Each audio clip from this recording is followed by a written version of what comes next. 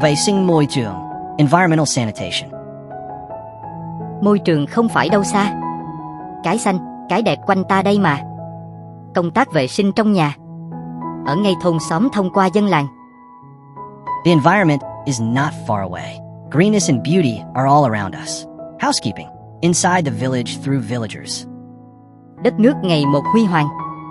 Kinh tế phát triển, dân sang, dân giàu. Môi trường cũng phải đi đầu. Chung tay dọn dẹp cùng nhau đồng lòng. Già trẻ, trai gái một vòng. Vì môi trường sạch, cộng đồng làm ngay. The country is becoming more and more glorious. Economy is developing, people are rich and powerful. Environment must also take the lead. Join hands to clean up together with one heart. Young and old, men and women, one round.